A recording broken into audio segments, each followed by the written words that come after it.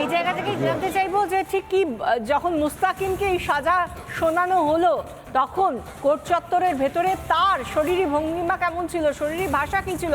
আমরা যখন দেখতে পাচ্ছি তাকে পুলিশি প্রহরায় নিয়ে যাওয়া হচ্ছে, সে তো খুব স্বাভাবিকভাবেই যাচ্ছে। সাজা শোনার পর তার প্রতিক্রিয়া কি ছিল রাজু?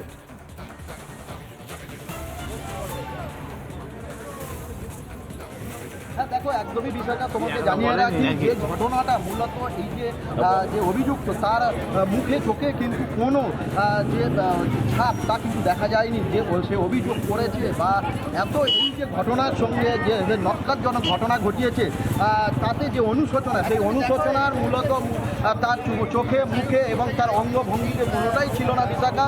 এবং এই নিয়েই কিন্তু বিচারকের কাছে এই দাবিটাই রেখেছেন আইনজীবীরা যে এই ঘটনা নিয়ে অভিযুক্তর যে মনে বা মুখে সেই সব কিন্তু কোনো যারা চাপ বা এই ছবি কিন্তু এখনো পর্যন্ত আইনজীবীরা সহ কিন্তু এলাকার যারা আছে বা এখানকার যারা বিচারক আছে বা এখানকার যারা আইনজীবী আছে তারা কিন্তু দেখেনি, এমনটাই প্রশ্নচিহ্ন কিন্তু তুলছে বিশাখা।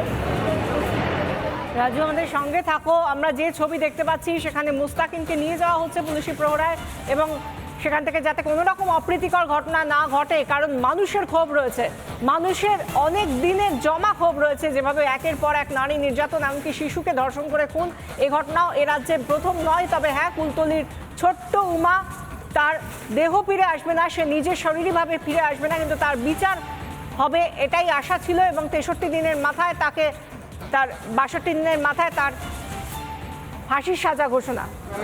ফাঁসি রয়েছে আর 10 লক্ষ টাকা জরিমানা যেটার কথা বলা হয়েছে, একটা হচ্ছে মানে ভিক্টিমের পরিবারকে একটা দেওয়া হচ্ছে আর একটা সরকারের কাছে দেওয়া হচ্ছে। এইভাবেই আর কি সেই হিসেবে সাজা হয়েছে। আমরা সবাই খুশি যে সাজা পেয়েছে একটা পরিবার। তাদের যাদের গেছে তাদের তো আর সত্যি কথা বলতে আর কি কী বলবো যে মানে কতটা কষ্ট তাদের কি এর মধ্যে দিয়ে তারা গেছে সেইটুকু টাইম 62 দিন আমরা শুনছিলাম আইনজীবীর তরফ থেকে কি বলা হচ্ছে এবং আমরা দেখতে পাচ্ছি যেখানে ইতিমধ্যেই ফাঁসির সাজা শোনানো হয়েছে মুস্তাকিম সর্দারকে, কিন্তু তাকে যখন নিয়ে যাওয়া হচ্ছে তার চোখে মুখে আক্ষেপের লেশ মাত্র নেই, সেই ছবিও আমরা দেখতে পাচ্ছি। প্রথম থেকেই যখন বলা হয়েছিল ছোট্ট উমার বাড়ির লোকজনের তরফ থেকে যে এই মুস্তাকিম তাকে বেশ কয়েকদিন ধরে ফলো করেছিল এবং তারপর তাকে তুলে নিয়ে যায় এবং তারপর তাকে ধর্ষণ করে এবং খুন করে, ছোট্ট সেই একরত্তি শরীরে একের পর এক দাগ ছিল, আঘাতের দাগ ছিল, চিহ্ন ছিল, ক্ষত চিহ্ন ছিল এবং তারপর পোস্টমর্টেম রিপোর্টেও ধরা পড়ে যে তাকে ধর্ষণ করে খুন করা হয়েছে এবং তাকে আঘাত করা হয়েছে। বিভিন্ন আঘাতের চিহ্নগুলো স্পষ্ট ছিল সে সময়ও এবং তার বাবার তরফ থেকে, তার মায়ের তরফ থেকে বারবার কান্নায় ভেঙে পড়ে তারা বিচারের দাবি করেছিলেন। তারা বলেছিলেন যত তাড়াতাড়ি সম্ভব যেন বিচার পান। আজ নিম্ন আদালতে, বারুইপুর আদালতে আজ ফাঁসির সাজা শোনানো হলো এই মুস্তাকিমকে, মূল অভিযুক্ত মুস্তাকিমকে ফাঁসির সাজা শোনানো হয়েছে। গতকালই দোষী সাব্যস্ত হয়েছিল, আজ তাকে ফাঁসির সাজা শোনানো হয়েছে। তাকে যখন নিয়ে যাওয়া হচ্ছে তখন তাকে আমরা দেখতে পাচ্ছি একেবারে তার চোখে মুখে কোনো আক্ষেপের লেশ মাত্র নেই। আমাদের সঙ্গে রয়েছেন টেলিফোনে আইনজীবী বিকাশ রঞ্জন ভট্টাচার্য। আপনাকে স্বাগত জানাবো। যেভাবে আমরা দেখতে পেলাম যে 62 দিনের মাথায় এই সাজা ঘোষণা, এটাকে কিভাবে দেখছেন? সাজা হয়েছে দ্রুত বিচার প্রক্রিয়ার মধ্য দিয়ে, ভালো এখন দেখতে হবে এটা হাইকোর্টে যাবে সাজাটা কতটা তথ্য ভিত্তিক হয়েছে। অপরাধীদের বোঝা উচিত যে তাদের অপরাধের সাজাটা কিন্তু খুবই ভয়াবহ। যদিও আমি ব্যক্তিগতভাবে মনে করি মৃত্যুদণ্ড কোনো সাজা নয়, যাই হোক যেটা হয়েছে দেশের আইন অনুযায়ী সেটাকে আমি স্বাগত জানাই। কিন্তু আমরা জানি যে নিম্ন আদালতের এই সাজা ঘোষণা, সেক্ষেত্রে তো উচ্চতর আদালতে অ্যাপিল করার একটা জায়গা থাকছে, সেই জায়গায় কি এই যাবে আইন অনুযায়ী এই রায় উচ্চ আদালতে যাবে বিচার বিবেচনা করবার জন্য যে এই রায় কতটা আইনসঙ্গত এবং কতটা তথ্য ভিত্তিক হয়েছে, এটা আইনেই আছে। সুতরাং সহমতেই মৃত্যুদণ্ড সাজা হলেই সেটা উচ্চ আদালতে যায় বিচারের জন্য।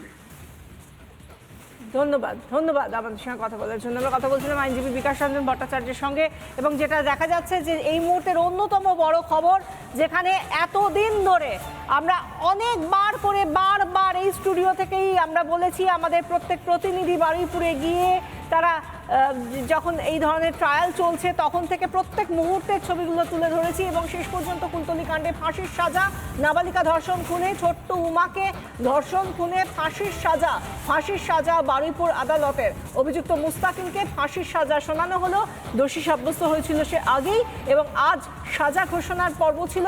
ঘটনার 2 মাসের মাথায় সাজা ঘোষণা করলো আদালত, ফাঁসির সাজা শোনানো হলো এবং এই রায়কে স্বাগত জানাচ্ছেন নাবালিকার বাড়ির লোকজন, তার বাবা মা, অভিভাবকরা। যেহেতু এই মুহূর্তে আমাদের সঙ্গে আইনজীবী অনির্বাণ গুহ ঠাকুরতা রয়েছেন। অনির্বাণ, আপনাকে স্বাগত জানাবো। ফাঁসির সাজা বারুইপুর আদালতের, নাবালিকা ধর্ষণ খুনে ফাঁসির সাজা কিভাবে দেখছেন? 62 দিনের মাথায় এই ফাঁসির সাজা ঘোষণা। এইরকম ঘৃণ্য অপরাধী এরকম সাজাই হওয়া উচিত বলে আমার ধারণা প্রমাণিত হয় এবং সেক্ষেত্রে অত্যন্ত সাধুবাদ জানাচ্ছি মহামান্য আদালতের এই রায়কে কুর্নিশ জানাচ্ছি। তো একটাই ভয় লাগছে, সেটা হচ্ছে বড্ড স্বল্প সময়ের মধ্যে এই সাজা ঘোষণা হয়েছে, ট্রায়াল সম্পন্ন হয়েছে। অনেক সময় এর আগে আমাদের কামদুনি থেকে একটা অভিজ্ঞতা হয়েছিল যে সে কামদুনিতে ফাঁসির সাজা থাকলেও সেটা হাইকোর্টে গিয়ে পরবর্তীকালে চেঞ্জ কিন্তু serious flaw in the law, তাই তো? After all humanity honourable court একজন মানুষ, তার নির্দিষ্ট সময়, এগুলো অত্যন্ত গুরুত্বপূর্ণ কাজ, তাদের নির্দিষ্ট সময় নিয়ে চিন্তা ভাবনা করে রায় দিতে হয়। আমি আশা রাখি যে উনি নিশ্চয়ই সেই সময় পেয়েছেন এবং সেই সময় ব্যয় করে এই রায় দিয়েছেন এবং এই সাজা অনেককে সমাজের মধ্যে অবশ্যই একটা মেসেজ দেবে যে এইরকম ঘৃণ্যতম অপরাধ ঘটলে এরকম সাজা হয়। তাতে আমার মনে হয় কিছুটা হলেও সমাজ যারা এগুলো ভাবেন, উদাহরণটা তৈরি করা গেল বলে করছেন। অবশ্যই একটা উদাহরণ তৈরি করা গেল। ধন্যবাদ অনির্বাণ।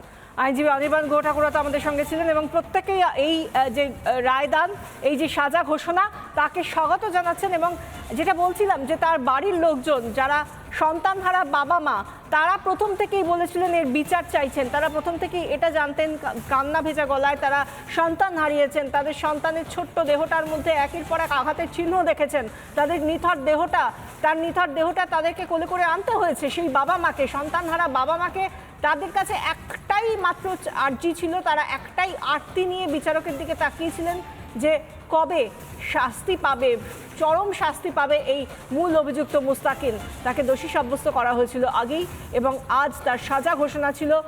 যেরকমটা আমরা জানি, যেহেতু পক্সো আদালতে তার বিচার চলছিল এবং ফাঁসির প্রেয়ার করা হয়েছিল যাতে তাকে ফাঁসির শাস্তি শোনানো হয়, মৃত্যুদণ্ড দেওয়া হয়, সেই প্রেয়ার করা হয়েছিল এবং আজ তাকে ফাঁসির সাজা শুনিয়েছেন বারুইপুর আদালতের তরফ থেকে বিচারক।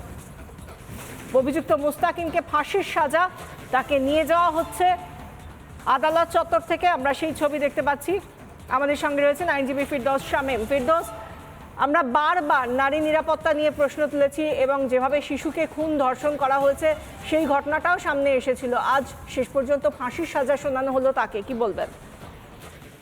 দেখুন, এই ধরনের হিনিয়াস ক্রাইমের ক্ষেত্রে দৃষ্টান্তমূলক শাস্তি অত্যন্ত জরুরি। তার কারণ হিনিয়াস ক্রাইম যারা সংগঠিত করেন, তাদের যে হিনিয়াস ক্রাইমগুলো সংগঠিত করার যে মনস্তত্ত্ব, সেই মনস্তত্ত্ব প্রাপ্ত হবে, সেই মনস্তত্ত্বে আঘাতপ্রাপ্ত হবে যদি এই ধরনের হিনিয়াস ক্রাইমের ক্ষেত্রে দৃষ্টান্তমূলক শাস্তি করানো সম্ভব হয়। আমি মনে করি যে এই ধরনের কাণ্ডে যদি দৃষ্টান্তমূলক শাস্তি হয় তাহলে নিশ্চিতভাবেই এই ধরনের হিনিয়াস ক্রাইমগুলো, ধর্ষণের মতো হিনিয়াস ক্রাইমগুলো কমার সম্ভাবনা তৈরি হবে। আমি আশা করব এই যে রায় দিয়েছে সেই রায়টি অতি দ্রুততার সঙ্গে তার এক্সিকিউশন সম্ভব হবে। ধন্যবাদ ফিরদৌস। আমরা কথা বলছিলাম, আইনজীবী ফিরদৌস শামীম ছিলেন আমাদের সঙ্গে। একের পর এক আইনজীবী তারা এই রায়কে স্বাগত জানাচ্ছেন এবং এই মুহূর্তের অন্যতম বড় খবর যেদিকে আমরা নজর রেখেছি এবং কোথাও গিয়ে হয়তো আমরা ভাবছি যে হ্যাঁ শেষ পর্যন্ত বিচার পাওয়া যায়, কুলতলি কাণ্ডে ফাঁসির সাজা।